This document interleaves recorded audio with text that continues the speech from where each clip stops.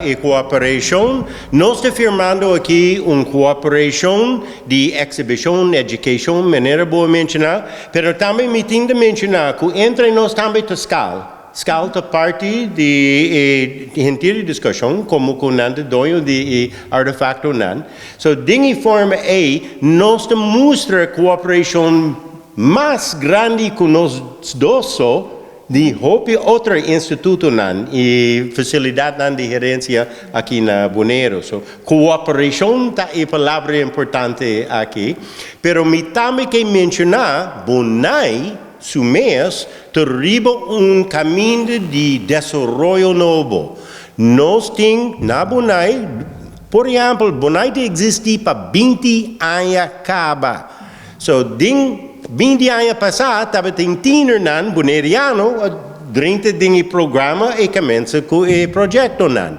20 anos depois, nós cambia a direktiva de Bonai para boneiriano nan, tome over para estudante nan, antes de Bonai, está virando a direktiva de Bonai. So, isso é muito importante e mostra que nós estamos desenvolvendo em uma direção que o Boneiru tem mais tempo de aspecto nan. Thank you. Me também que mencionar e duas outras pessoas sentando aqui, Jackie Bernabella e Hubert Fiss, junto comigo, nós somos fundador de Bonai.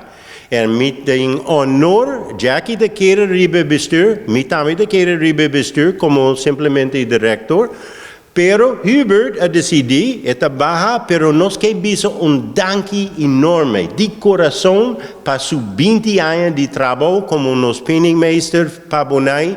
Hubert, masha danke schon. Me dá uma mão para danke, para todos os anos e toda a dedicação que você põe dentro. Um memorandum of cooperation, isso é tique diferente, pero é importante, nós firmamos agora aqui para o Museu Terramar, estabelecimento mais importante na Boneiru, Bonai, que está aqui para 20 anos, ajudando a juventude de Boneiru para apreciar quão importante a herencia está. Nossa firma Away, nossa cooperação com o Terramar, em cooperação com o Scal, também, e no futuro, nós temos cooperação com outro instituto, instância e indivíduo, para sombra e meta grande está, láganos preservar, láganos lante delante, Boneiru, sua história, quantos assina rico e de valor, láganos lante,